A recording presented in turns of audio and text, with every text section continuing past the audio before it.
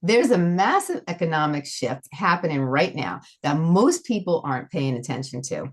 Over the next decade, millions of baby boomer business owners will exit their companies. And that is when the transition comes in. One of the largest wealth transfers in modern history, nearly 80 trillion changing hands. But let's hear the but. But here's the shocking part.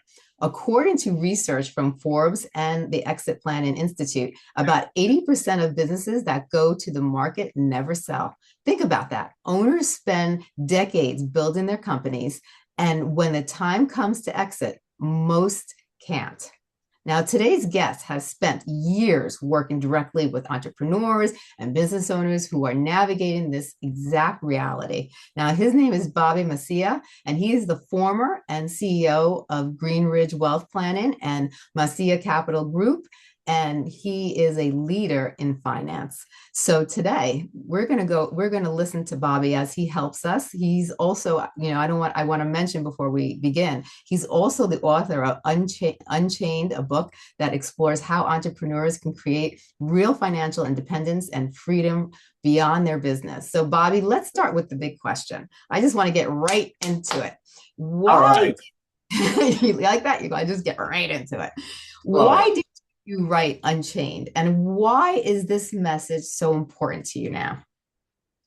So, it's funny because we were talking a little bit before, and life just seems to, I don't know, take you down these twisty, turny roads when you think that you're on this crystal clear path that you envision as a youngster. Yeah. And I ended up in a one place that I promised myself I'd never be. I left Wall Street to join my family business. I'm a big family guy. Come from New Jersey, Italian, half Irish. My mother's got her big Irish brood. And when certain circumstances transpired, I was in a family business. My dad is a baby boomer, Mhm. was a baby boomer, I should say. He's no longer with us, but the 9 years that I spent with dad in his business, we went through a lot of trials and tribulations. Yeah. And when he first enticed me to come into the family business, and I kept saying no, no, no. When he and my mother fell ill after 9/11 was when I said, I'll come in and I'll join. Yeah. And there wasn't really any forethought into how are we going to really integrate you into the business. So I had Right. like aunts and uncles that were in the business also. This was like a real family business. He Yeah. was franchising Dunkin' Donuts, had about 20 locations at the time. So the typical conversations, I mean, work was Thanksgiving. Thanksgiving was work. Yeah. Christmas, an extension of the conference room table, right into the Christmas tree. There was no delineation in terms of like, oh, what's up, Dad? Versus, Yeah. oh, what's up, boss? And I think that it was interesting because as much as I cherish some of it was very unhealthy. Right. And I became a product of a failed succession plan. Dad and Mm. I could not come eye to eye for every reason that I didn't want to get into the business was why I got out of the business. Right. And he didn't talk to me and I didn't talk to him for probably about a good year after I had left. Right. And at the time, I decided I want to get back into finance. I started my career on Wall Street. I want to get back into finance, except this time, being in a family business, also surrounded by other family businesses, I realized that there was a huge void in just people and how they looked at their overall wealth, their business, how they funded things. And there was a big difference between the really successful ones Yeah. and the ones that were kind of facing the similar fate that ours faced. Yeah. And that's when I decided to build my investment advisory firm. And it's funny because Dad and I started to talk, the more and more he saw how I was independently becoming successful. And I Right. think Dad, being old school, having a family business, he felt the pressures of having to carry everything. So when he realized, oh, what are you doing over here? Like you're super successful. The house, you got the nice house, you bought the nice cars, Yeah. and we that's when we started to like build our relationship to where it was stronger than it ever had been. Yeah. And it was fortunate because it was shy of him getting diagnosed with terminal cancer. Mm. So, when dad fell ill, being in the wealth management space, working with entrepreneurs, understanding all of the complexities that comes from losing a patriarch that has a very big control personality. I was faced with a huge workload. And part of that was I had to become the executor of the estate because my dad had done his estate planning a long time ago. And I had to really help to put the pieces of the puzzle back together and put his business back together because he had spent a period of time ill and not in the business. Right. So, I faced that. I'm now in my late 40s and I have three children, two boys that are in high school. And they're already having conversations of, Dad, can we come work with you when Wow. you're when we're out of school and after I know, Dad, we've got to go get our own jobs. But like, are you serious? Can we really come work for you?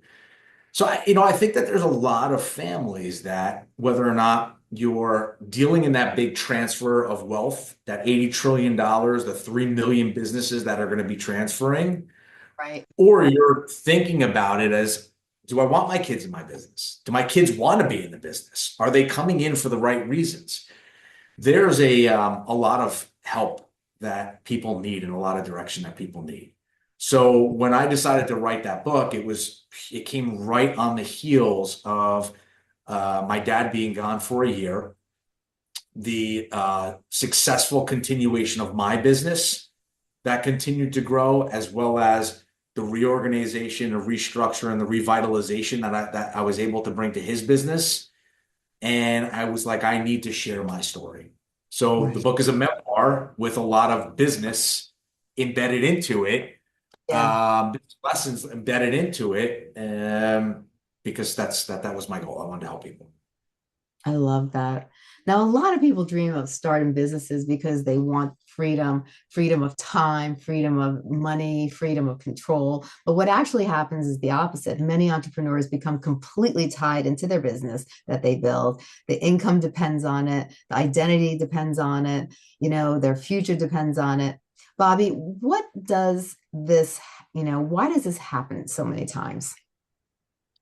So it's a great question because the reality of it is you're building this business and it ends up being the biggest asset that you have on your balance sheet.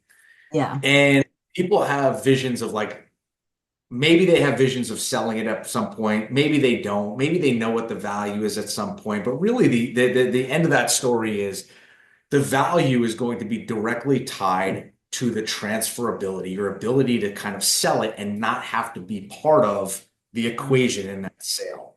How good of a job did you do building a business? Right. And I think I fell victim to this. A lot of clients I have fell victim to this. My Yeah. dad fell victim to this all the way to his last days.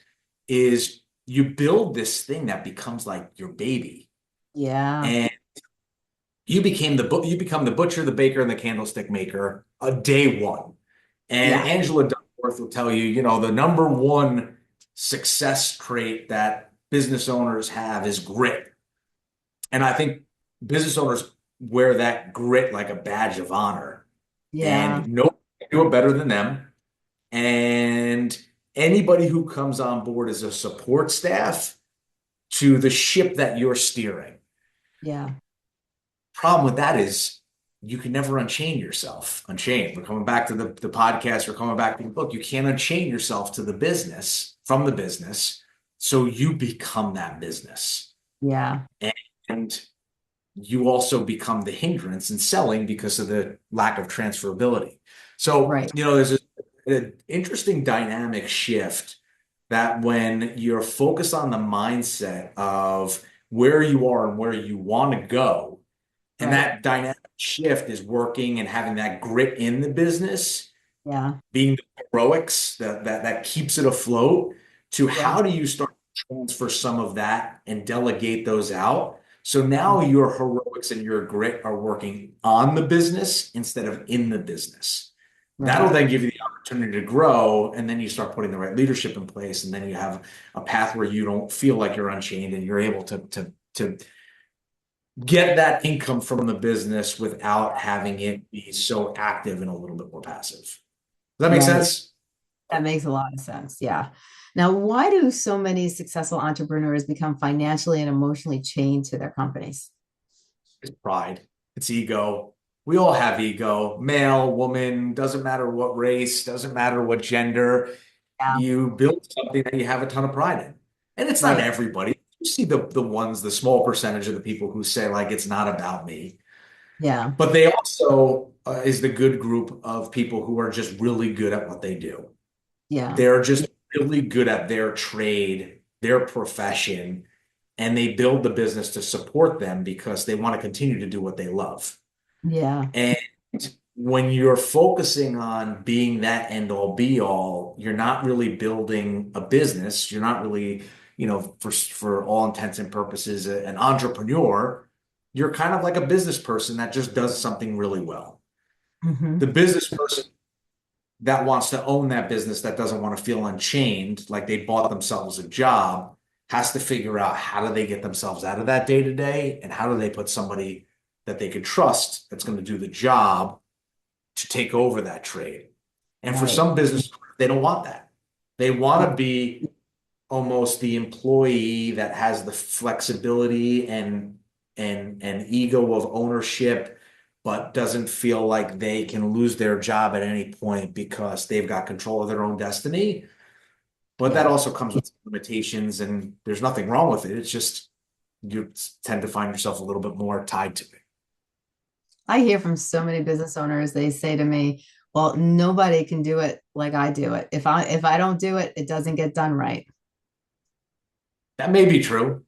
I always like to fall onto Pareto's law, which is Mhm. the 80/20, right? If they can get 80% of the way there and that Yeah. 20% lost, if you could teach them that extra 20%, if you can give that little 20%, Mhm. or even just a portion of that, well then Yeah.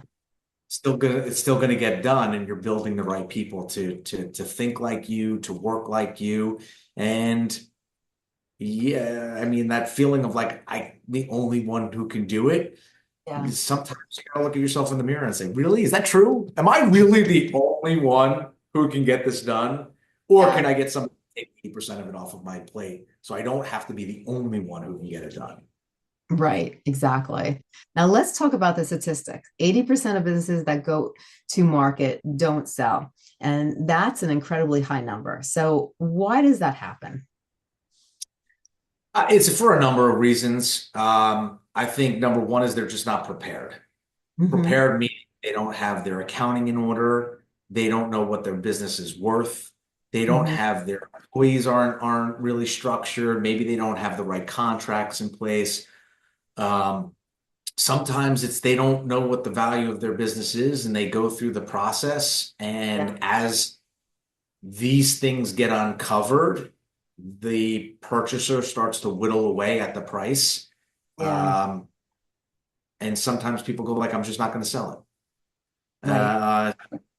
Some people it's no continuity set up. They pass away, and there's no sale to the business because there's nothing to sell. Right. So I think that, when if you really kind of break it down, what I just said is it's lack of planning and lack of preparedness. Yeah. And usually when you can plan and prepare Yeah. ahead of time in advance, you can then set yourself up for success. And success could be, setting yourself up for the next 12 months, 24 months, or Yeah. setting yourself up for success now can just make it easier that even if it's a 10, 15, 20-year window, Right. you're doing all the right things along the way, which ultimately ends up leading to better profitability anyway, better operations, more freedom. Hmm. So, I would say, dial it all back to lack of preparedness. I agree with you. Now, do you think that, some are overvaluing their company? You know, companies are a funny thing to value. And I value companies all day. I have a investment management firm. We deal with stocks and bonds, publicly traded instruments, securities, and we understand how to value businesses. A little bit different than valuing your typical business because a little bit smaller, and there's that thing that's transferability of the business owner. Right. You know, you have a business. I have a similar business. And you go and you sell your business for X. I think most people go, well, Stacey just sold her business for $5 million. My business has got to be worth more than $5 million. I'm going to say my business is $6 million. I think that's the way most people back of the napkin. I have a friend. I know somebody who told me there's a rule of thumb. X times EBITDA is, what the typical sales price is. Right. And those things change with the dynamics inside of your company, as well as the different levels of revenue that you create in your company. So somebody who might have sold at X multiple here, if you have more revenue than them, let's say they sold at 4 times EBITDA, you have more revenue. You may be able to sell it like 7 or 8 times EBITDA. If you have less, it might go the opposite direction. So I think that most people don't really understand the dynamics of how to value their business, and they get caught in this rule of thumb. I read on the internet. I have a friend who sold it. It's that conversational value. Right. Exactly. Exactly. Now, what are the biggest mistakes you see when entrepreneurs start thinking about exiting? Oh, thinking about exiting, the biggest mistake is, and I have a client of mine who really addressed this issue big time. And what happens is we talk about pride, we talk about ego. Doesn't matter whether you're male, female, age, doesn't you have some pride to what you built. And then all of a sudden, somebody says, "Hey, Stacey, I want to buy your business." Right. And how much are you going to give me? Really? You're going to buy my business? And then the conversation goes, and you go, "Okay, sounds like a good amount of money." And then you go into due diligence, and then you start falling in love with the process. You're enamored.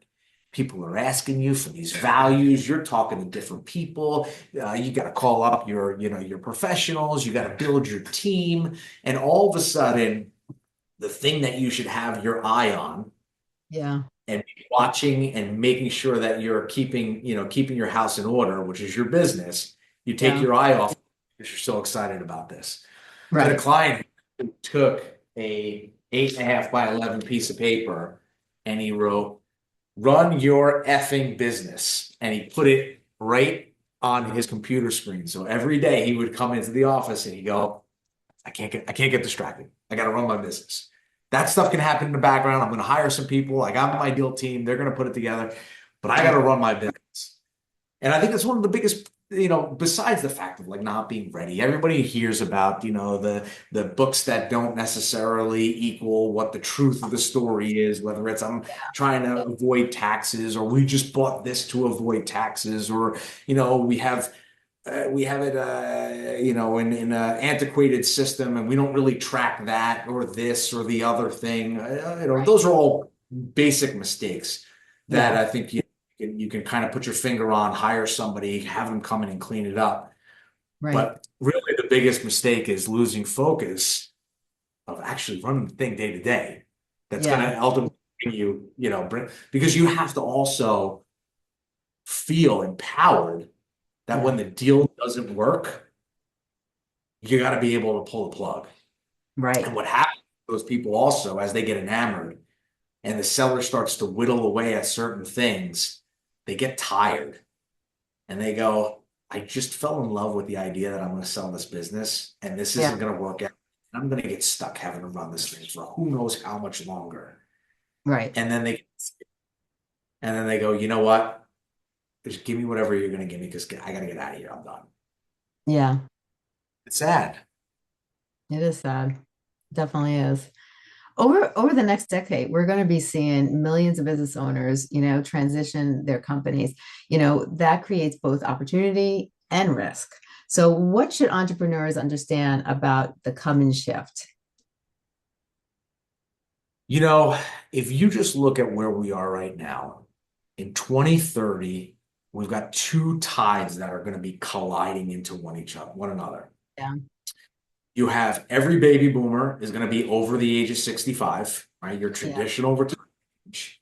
You also have this thing, AI, that's going to be reaching singularity, which basically is, the machines become more capable and smarter than we are.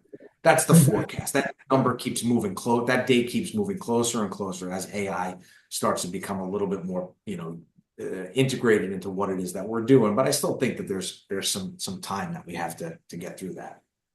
So if you look at over the next 10 years, and you right. think about the age of baby boomers going into the later parts of their lives I know now in my late 40s, I'm less inclined to jump into new technology than I was in Mhm, my 20s.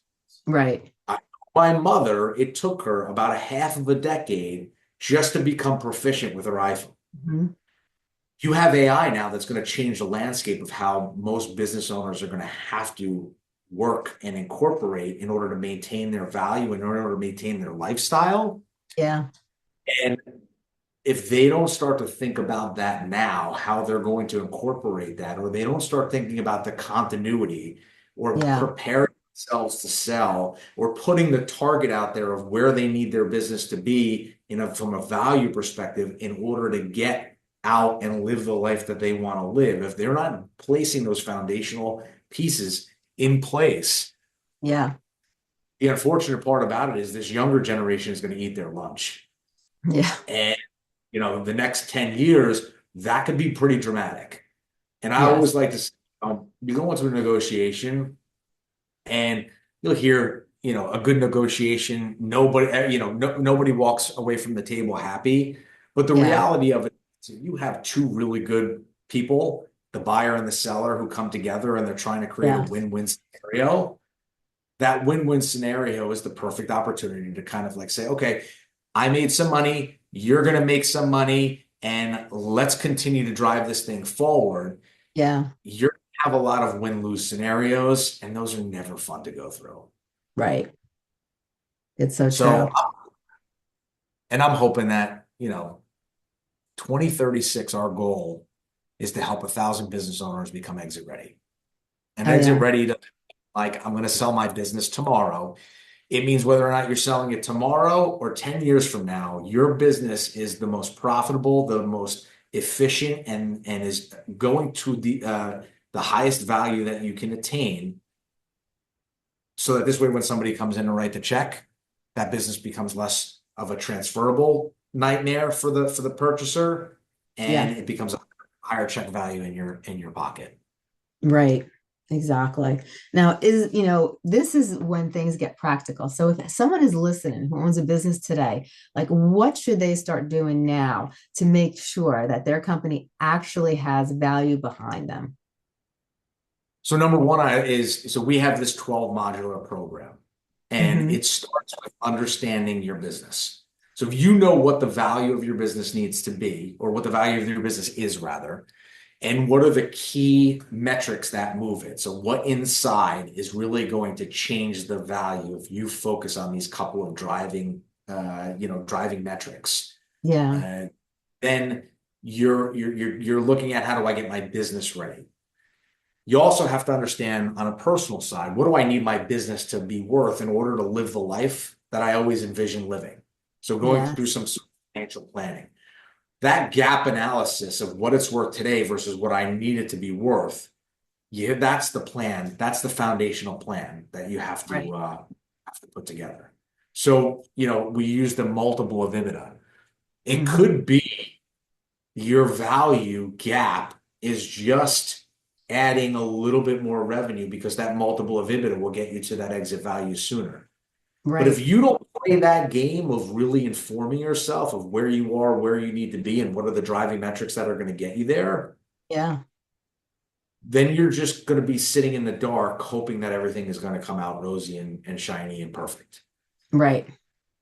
Once you Okay. get that, depending on what your mindset is, you now Mm-hmm. have to start working on, well, how do I pull myself, unchain myself from the business, detach my ego from the business, detach the heavy lift from the business. So this way, when I want to sell it, it's sellable. Mm-hmm. And it's going to be my purpose moving forward. Right. Because if you're fully identified with the business, if that is you, when people say, oh, tell me about yourself, and you talk first about your business because that's how you identify, you need to have something else to attach yourself to. So you Mm-hmm. don't have that grieving, that terrible mourning of the business that you sold. You're Yeah. actually looking forward to what that next act of your life is going to look like.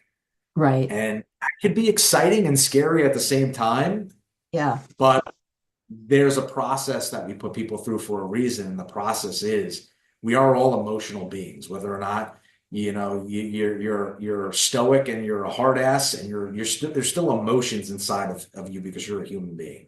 And Yes. how do we through some of those emotional things is usually that breaking point of getting somebody from heroics, my business, control to, you know what, let me take a step back and let me Yeah. take a look at the bigger picture and let me make sure that I'm one of the successful 20%, Yeah. or we can put that 20% to 30 or 40% because more and more business owners are coming to the table prepared and ready to sell.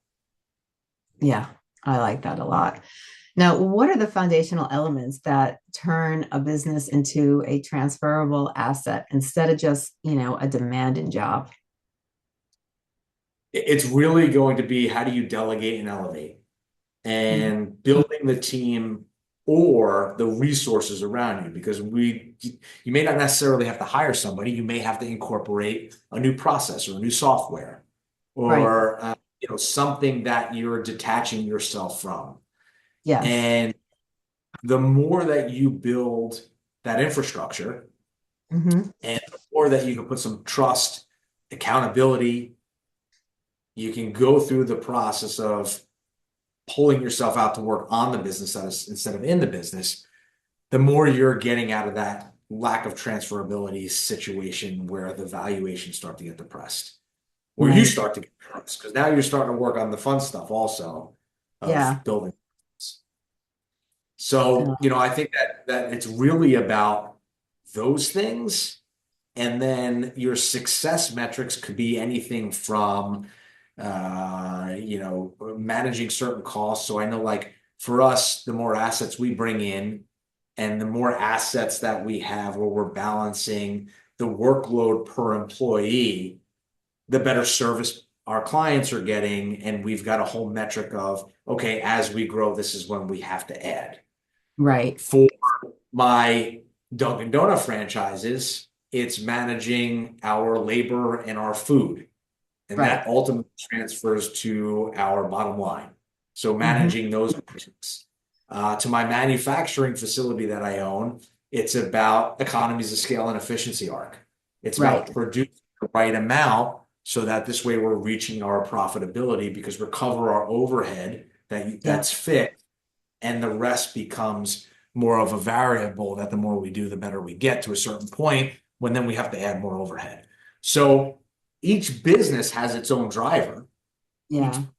industry has their own metrics and narrowing in to understand, well, which metrics are going to ultimately benefit your life or benefit the value of your business. Those are the two buckets that we like to keep our eyes on. Right. And sometimes it's better your life. Sometimes it's like, hey, listen, I just need to be less stressed. I need Yes. to be able to pull myself out. Right. I need to make sure that I can balance a little bit more work life and I'm willing to pay a little bit more for it and sacrifice on the bottom line. I don't need the bottom line to be the best that it can be because Yeah. I need that comfort because this is a long game for me. For others Yes. who are saying, hey, listen, it's a little bit of a shorter game. I need to make sure that I get to metric. We're looking at it a little bit differently. Right. Now, your book, Unchained, focuses on helping entrepreneurs build their true independence, not just a profitable company. But life isn't, trapped by the company. If readers walk away with one core idea from your book, what should it be?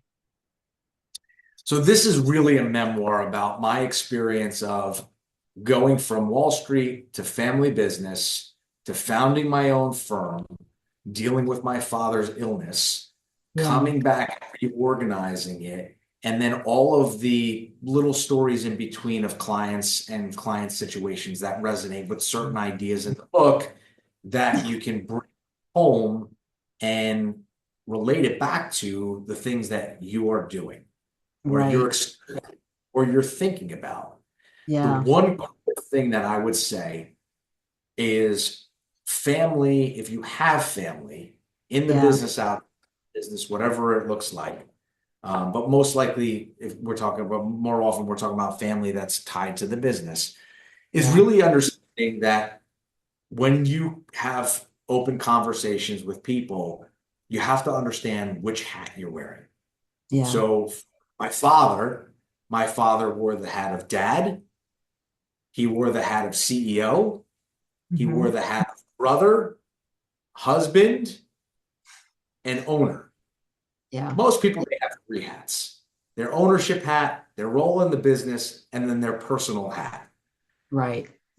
And when you're talking with the other people in your firm who are family members or even just business partners and your Hmm. friends, so instead of family, it's friends, ownership in the firm, position in the business, you have to identify which hat it is you're wearing for what conversation.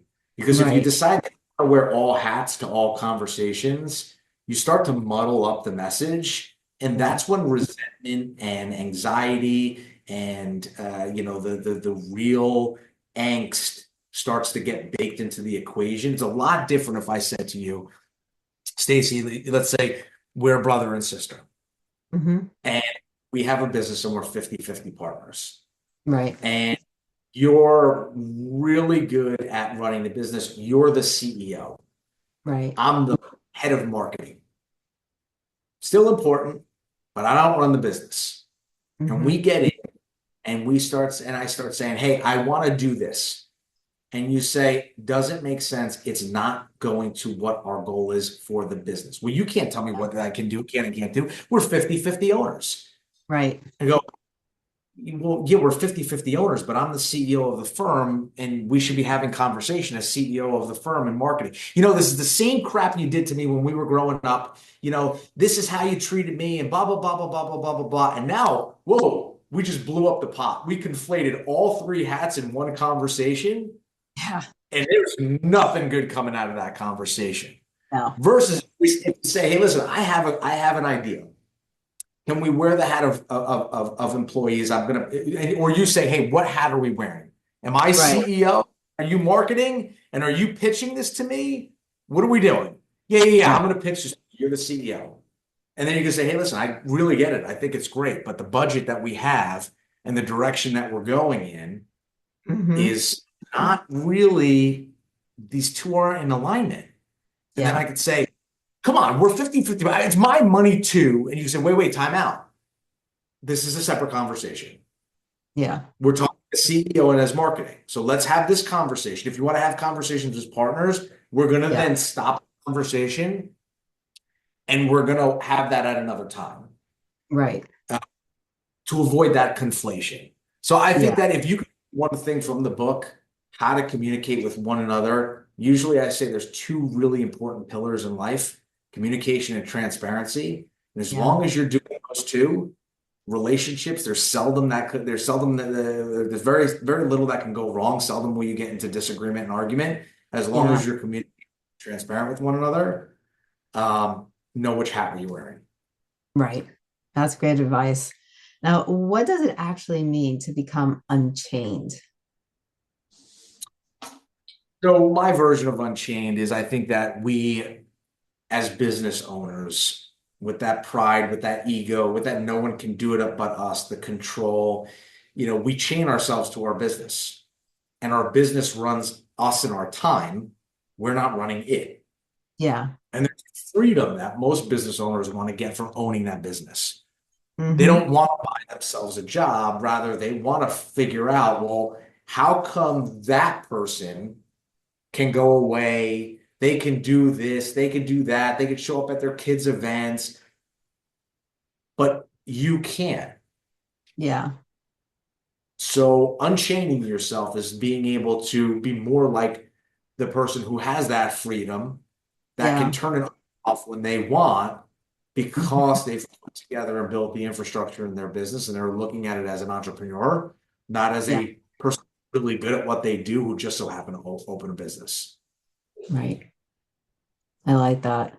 Now let's paint the bigger picture of this. So when entrepreneurs build their business the right way, like what changes? Is it more control over their time? Is it financial security beyond the company? Is it less stress? Is it better family relationships?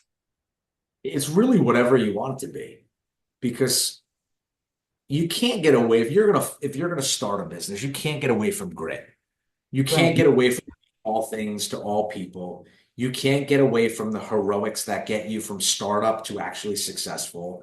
Yeah. That stage, that startup stage, early growth stage, I don't know anyone who's been able to just open up the door and automatically become unchained from their business. Right. You also need to understand the complexities that happen throughout the operations of the business because when somebody challenges you or tells you something, you can't be like, I got to take your word for it because I've never done it. Right. It's better to say, no, no, no, I know I've done it before. I was actually there and part of the process, or I Yeah. hired the person to take over it because I knew that I couldn't do it because these were the issues that I was facing. So Right. that grit and that determination is super important. Yeah. But then you start to become successful and profitable. And a lot of people, they go, I don't like taxes. I don't like paying taxes. How do I not pay taxes? Well, the easiest way to not pay taxes is to reinvest back into your business in a smart way. Yeah. That is when you start to put the resources in place to give you that flexibility. And that flexibility to some people, it's more time with family. It's Right. more time with the spouse. It might be more time for vacation. For other lunatics like myself, I like to fit the family and the fun time and the vacations, but it's more time for me to think about, well, what else can I do? What Yeah. else can I, what other business can I help to transform or turn around? Or what other project can I get myself involved in? Right. So it really is to giving you that flexibility to either sway one way, the other way, or in between. And when you ultimately build that flexibility, you can kind of do whatever you want. Yeah. I like Till the that. business calls and you have to go back and you have to spend the time in and you gotta, roll up your sleeves and, get yourself dirty. And those cycles still happen. Oh yeah. But if you can, for the most part, pull yourself away when you want to pull yourself away and not Yeah. have the business go up, that's a huge win. It is a And huge that's win. Now, what does real freedom look like for someone who built a business but doesn't want to be trapped by it forever? I would say self-managed. Hmm. Yeah, I have a couple of clients. So I have a guy who he's actually second generation of let's call it a medical device company. Yeah. He came in and he actually was a huge dad brought it to here and he came in and he was able to bring it up here. So in terms of like coming in, he came in and he spent the time to elevate it. So there was added benefit for him coming in. He didn't Right. just sit on the laurels of what his dad did. In the Right. process, he was really, really hard. And then Hmm. he started to work really, really smart and he brought in the Hmm. right people. And now he runs and operates his own farm while the business runs and operates itself. Mm. That's once a month. He's on the advisory panel, the board meeting Yeah. that he has, and they talk about the status of the company, where they're at. He'll still get emails and updates about how the business is going and what the things Yeah. are, what the status updates are. but he's not getting how do we put this fire out? We have these problems. What do we do? It's more like, here's where we're at. Here's what we're doing. Here are some issues. Here's how we resolved it. Here's what we anticipate the quarter looking like. Right. So I think if you can get a business to the point where it's self-managed and you can go and do Yeah. your passion project, whatever that might be, Right. I think most people would sign up for that any day of the week. Oh yeah, for sure. 100%. Now, let's make this real for the listeners. Like, Bobby, if someone was listening who owns a business right now, what are the three things that they should start thinking about this week to prepare for the future? Not selling for tomorrow, but simply like becoming more prepared, like small shifts that could make a massive difference years from now. So I'll give you one project. And I think the one project is something that can help you visualize what it is that you can do to do more of what it is that you do really well Mhm. and have to deal with less of the frustrating things that maybe weigh you down. And Right. I always like to say, you look at like a battery. There Mhm. are certain activities that you can do, like you can turn your phone on battery reserve, Right. or you can turn up the brightness as high as it will go, and it will drain your battery as fast as it can go. Leave your flashlight on as well, and leave 100 apps open. Right. Really, you want to find the things that are going to drain your battery the slowest. Hmm. And those are usually things that you do really well and you're good at and you like them.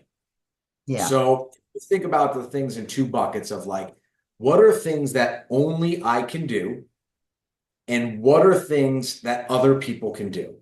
And start to Right. just take a list in both categories of what it is only I can do and other people can do. Yeah. After you take that list, divide both lists in half. Hmm. I love to do it. I don't love to do it. And I use love because you gotta love it or you don't love it. You can't like it. You can't say it's okay. You either love it or you don't love it. And Right. there's going to be things that you love and you don't love in each category. Yes. Well, now you've basically given yourself a little bit of a step-by-step roadmap of what it is that you can start to delegate away from yourself. Things Right. that other people can do that I don't love to do, that's going to be the first thing. And what you'll realize is the things that you love to do, most likely, if you're a successful business owner, a successful entrepreneur, and you like are good at what you do, Yeah. most likely things that you love to do that only you can do it is what brings your business the most value. So now think about 40 hours a week. Now I know every business owner works more than 40 hours a week, but I'm Right. using 40 because it's easy math. And Right. you go 10, 10, 10, 10. Hmm. I spend 10% of my 10 hours on things that I love to do that I can do, hate, don't love to do that only I can do, love to do that the others can do, don't love to do that others can do. Right. Let's say you take that 10 hours over here, you delegate out that work and you add that to doing more of what you love to do and only you can do. Yes. And then you go over to the other category, you start to clean some of that up. Well, Yeah. now your output's huge Yeah. because you're spending time giving more value to your company. And I think that that's a really good first step to just get a Hmm. little bit of indication because that'll help you with what does my organization need to look like? Who do I need to Yeah. hire? How am I going to bring in more revenue? Well, usually those things are what's going to bring you in more revenue. Are there any Yeah. processes that I have to create so that this way I can hand this stuff off without any issues and without anybody coming back to me and saying, hey, how do I do this? Or this went wrong. You know what? Just follow the process. Right. So I always like to give people that task because it becomes something we can have fun with.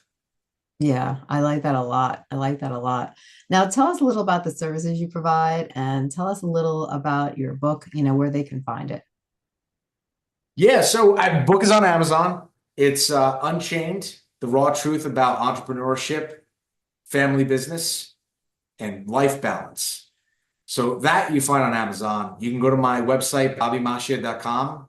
I'm sure it'll be in the show notes. But primarily where I spend most of my time, about 90% of my time, is in my wealth management firm. And we are a fee-only fiduciary firm, which means that we don't sell any products and we work strictly with business owners. Mm-hmm. And in the process of working with business owners, we find that like more often than not, when we have these business owners as clients and we're helping advising them in their business and their personal, that gray area in between, Yeah. people have different issues at different times, and we try to bring them through a process that helps to put their issues at the forefront and prioritize them so Mm-hmm. that this way we're making the right type of improvements as time goes Yeah. by. But with people who are super dedicated, who are like, listen, I need to focus in on, to your question, Bobby, what do they have to do in order to become successful? We Right. created the Exit Ready Institute. And the Exit Ready Institute is a 12 modular program that is a year long where we put 15 business owners that are non-competing, right? Because we Mm-hmm. don't want them to worry about, oh, I don't want to give away any trade secrets and then have a competitor take it. They're non-competing. And we take them through these modules, but we also build the community of you have now thought leaders that are going to be helping you Yeah. mastermind through issues. And those 15 member cohorts, we start them every quarter. Yeah. June 1st is the next one. And, by the end of it, they have the foundations, and it's almost like college, right? For those of you who went to college, you understand it. For those of you who haven't gone to college, it's an easy concept. 101 is your entry level. 201 is the next level. 301 is when you start to get into like, this is my major, and that's the advanced class. So year one is 101, year two is 201, year three is 301. And the idea is to get you to that self-managed business, whatever way and version it looks like in your life, using our processes so that Mm-hmm. this way you're also part of our wealth management firm because you need us. You're making so much cash and you have the liquidity that you need help tying the two together.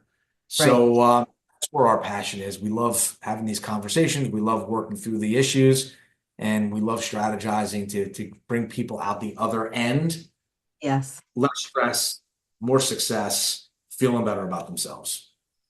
I love it. I love it. And then where can people find you? Listen, I'm all over social media. You can find me on LinkedIn, Instagram, Bobby Mascia, Mascia. I have my personal website, which is bobbymascia.com. The firm is Greenridge Wealth Planning. It's in Montville, New Jersey. We work not only all over the country, but we have international clients as well. So, but if you Google Greenridge Wealth Planning, and I'm sure you'll put it in the notes, New Jersey will come up. You can't miss us. Our social media, we do a lot. We stay very active. We like to give a lot of information out. We like to teach people as much as they can, take as much information and get into our mindset as much as we can give. Because ultimately, the more people we can help, the better this life is going to be. 100%, 100%. And for all the listeners out there, entrepreneurship is often sold as freedom, but without the right planning, it can quietly become a cage. The goal isn't just to build a business. The goal is building a life that isn't dependent on forever. And if today's conversation that you got you thinking about your own future as a business owner, we'll include Bobby's book, Unchained, and his information in the show notes. And if you want more conversation that's going to help entrepreneurs think smarter about business, wealth, and long-term freedom, follow the podcast. We're not here just to talk about success. We're here to talk about what happens after you build it. And I got to say, Bobby, I'm so glad that you came on the show.